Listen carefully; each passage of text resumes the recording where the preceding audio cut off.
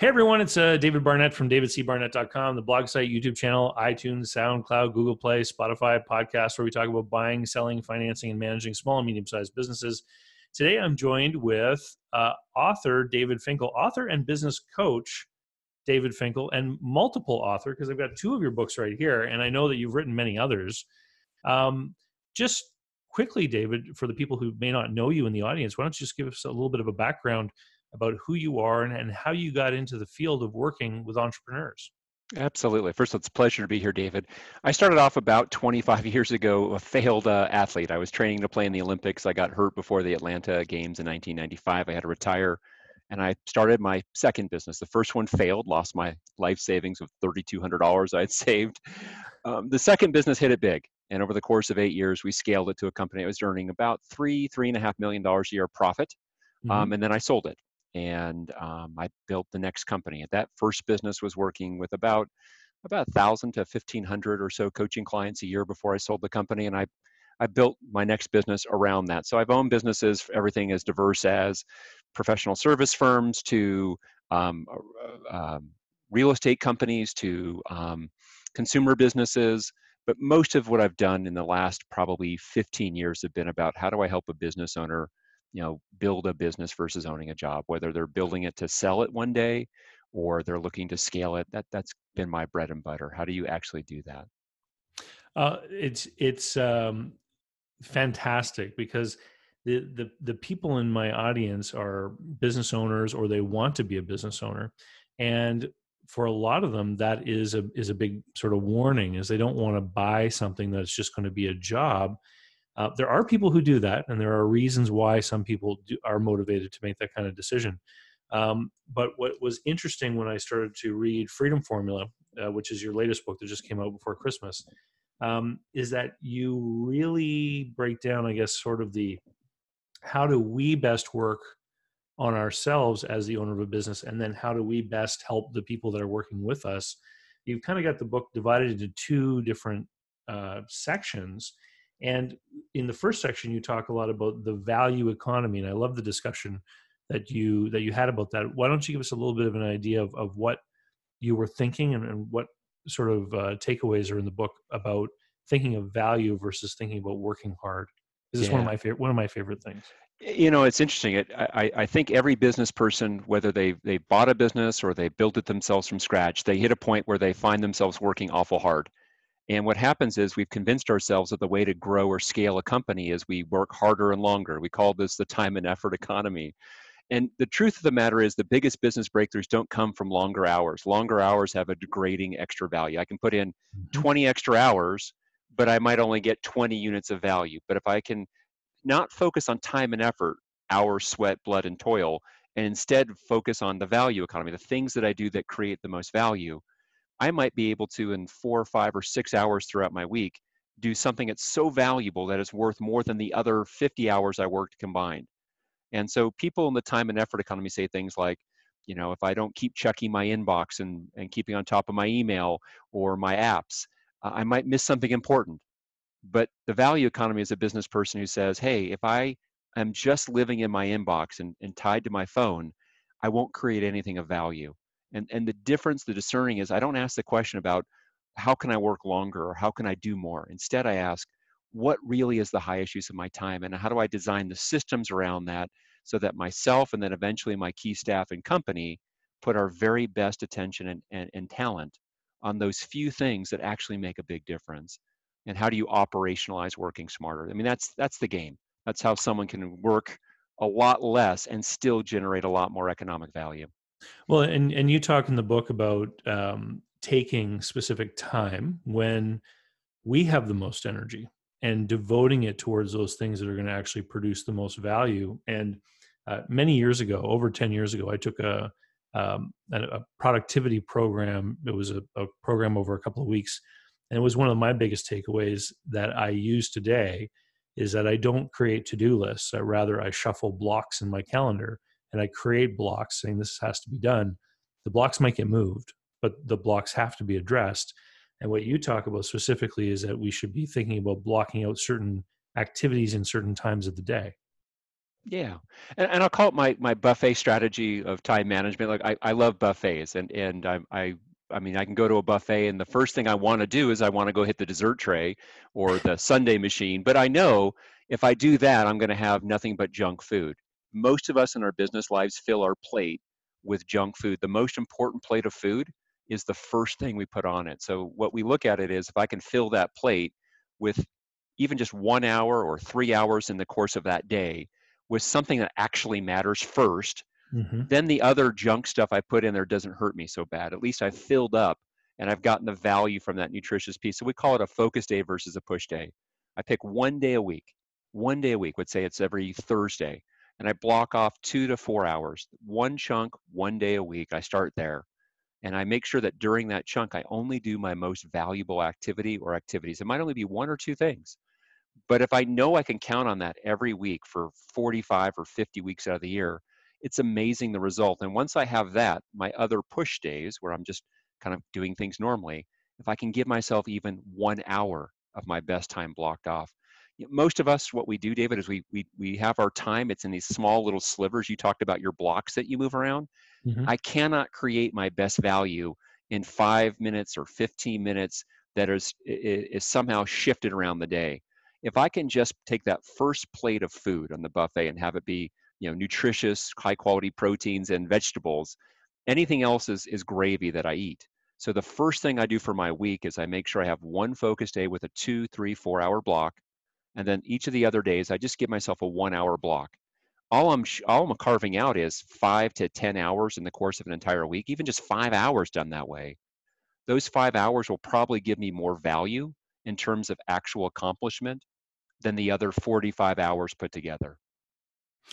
Do you find that in the media that there's a certain amount of glamorization of the busyness, sort of that startup culture kind of feel?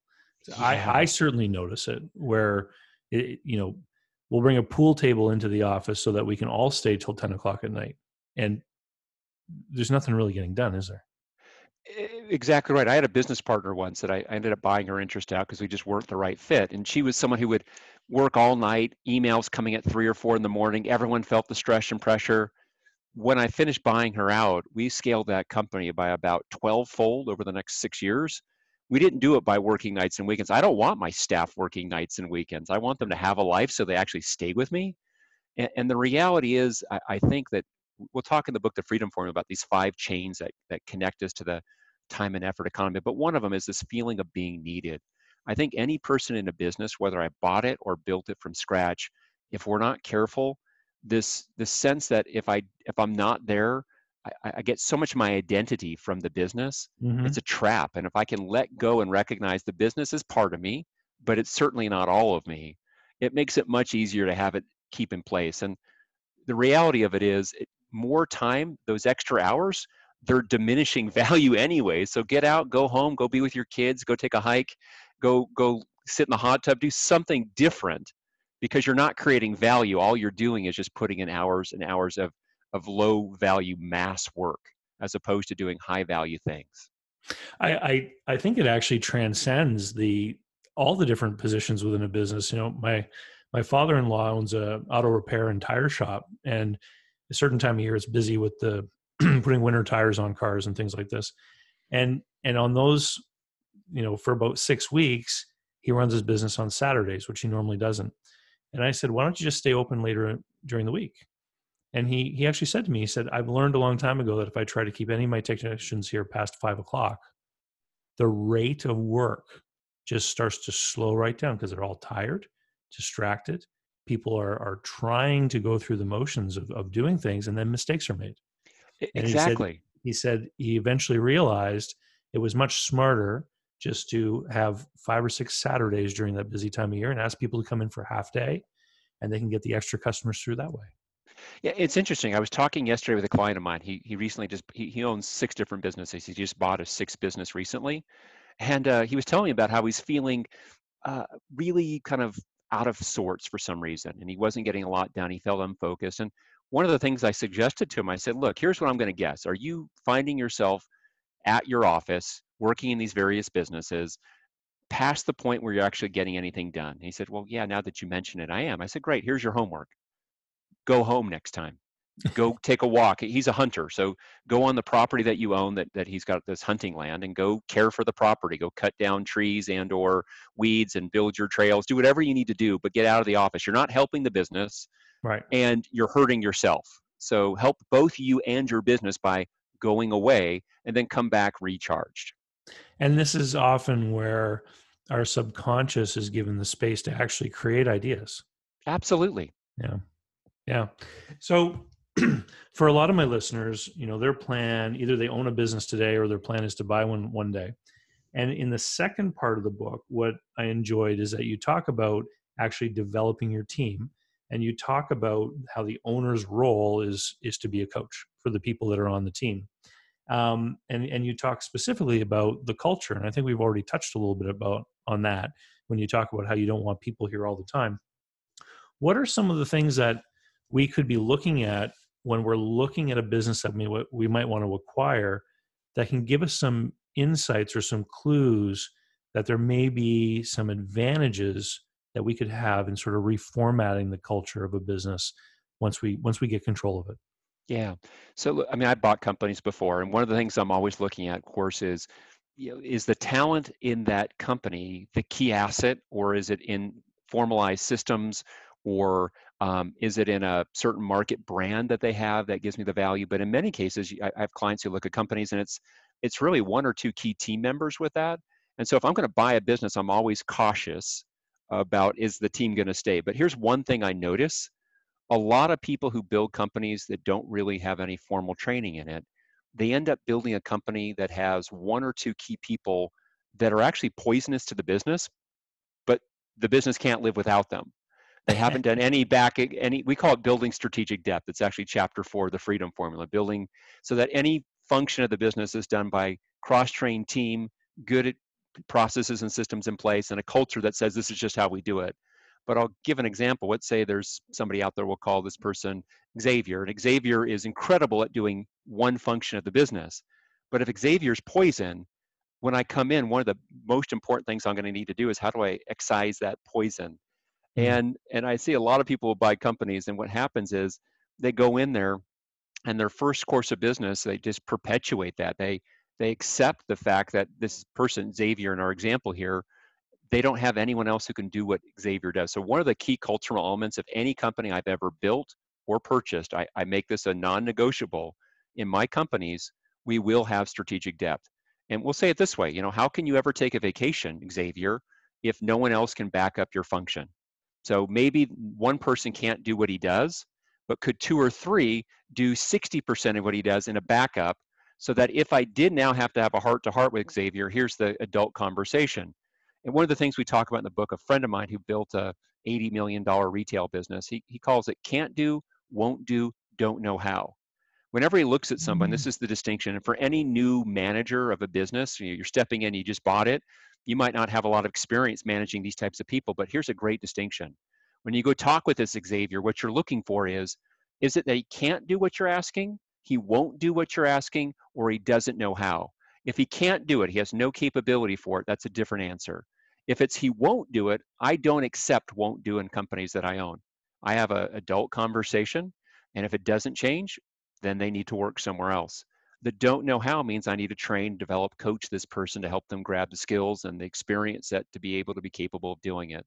So those are some things that you might think about on the front end of a purchase that you might be able to radically improve, or at the very least, protect yourself as you go into that new business so that you're not held hostage by the Xaviers of the world. And if someone's an Xavier listening, I apologize.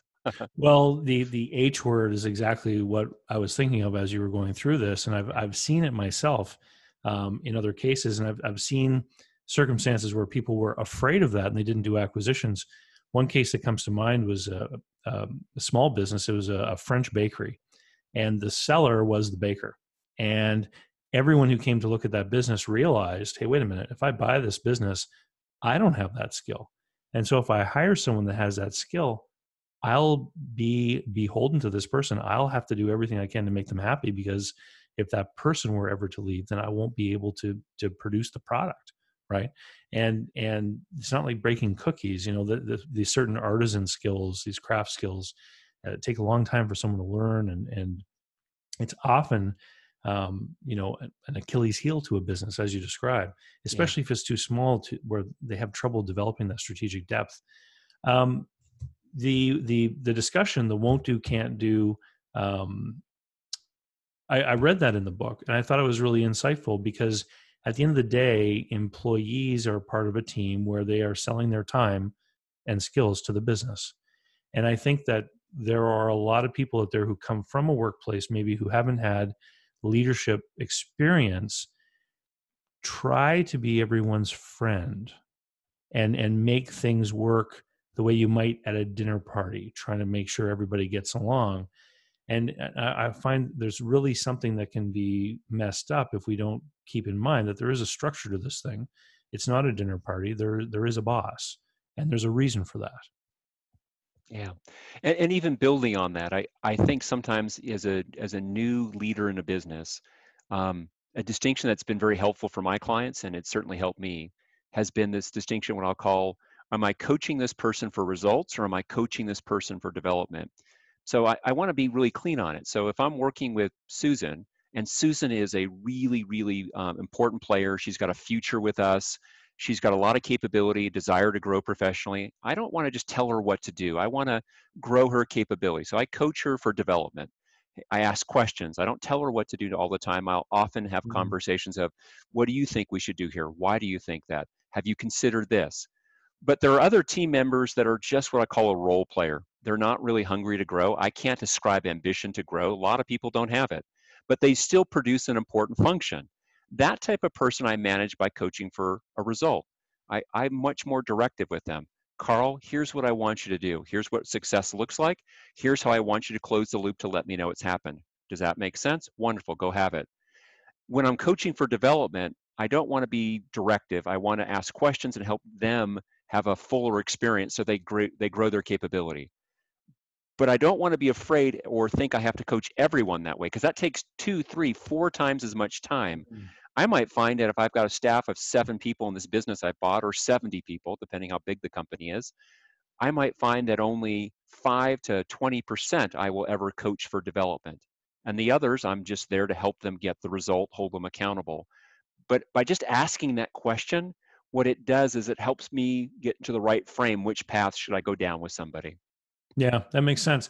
Um, Oftentimes, when I talk about the differences between large businesses and small businesses, I'll say that in small businesses, they stay small because the owners delegate tasks, whereas in the bigger businesses, owners delegate responsibility. Which means now that somebody has to become creative and own something, and figure out how to. And it basically frees up bandwidth in the owner's mind, That's because right. they don't have to then be taking care of that. Somebody else is. And you check in from time to time just to make sure it is being taken care of and someone's being responsible.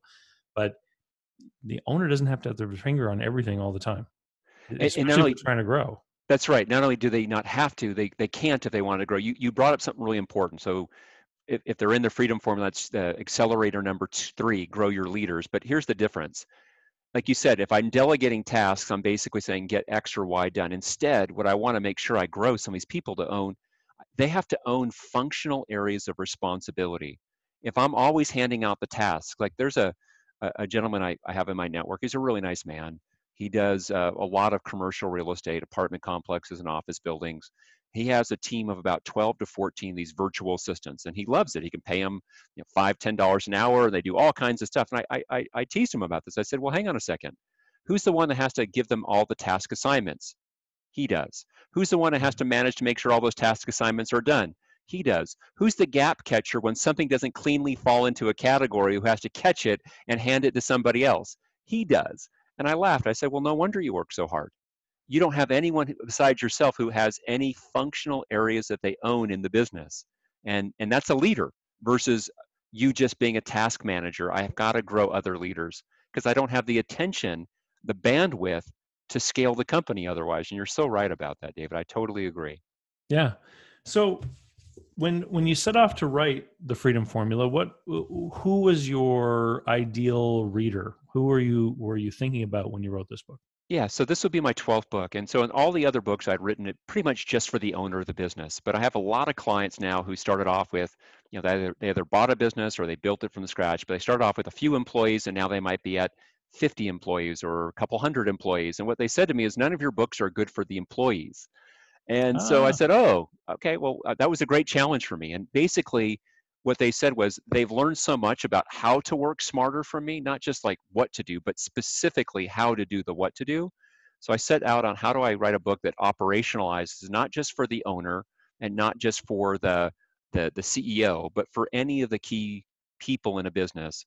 How do you in fact work smarter in the business, and how do you get your team, whether that's your department in finance or your sales team, to also work smarter? And that was the precursor for the book. awesome.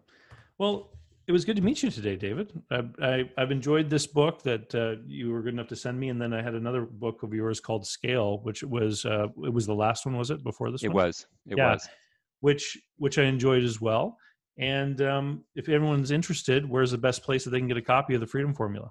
Yeah, the easiest place, any local bookstore, Barnes& and Noble, Amazon.com, any of those, but also they can go to freedomtoolkit.com. And at freedomtoolkit.com, not only will they get the book, but they can also register their book for a free value add. It has several dozen videos and PDF tools that we put together that specifically tie into the parts of the book.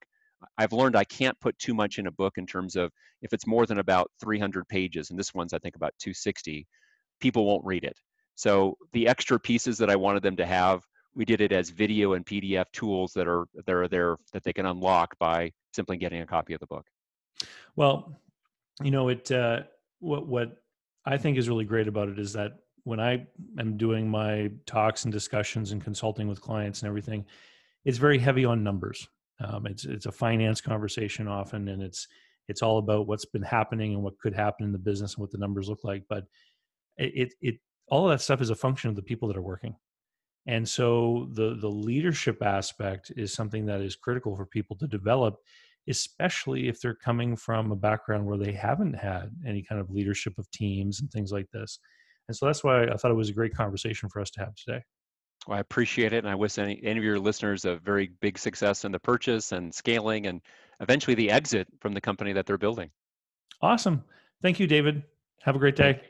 you as well. Bye-bye. And don't forget, everyone, that if you're thinking about buying a business and you're not sure what to do, head on over to businessbuyeradvantage.com, where you can sign up for my online course or join my group coaching program, Business Buyer Adventure, where we talk about this kind of stuff all the time. Cheers.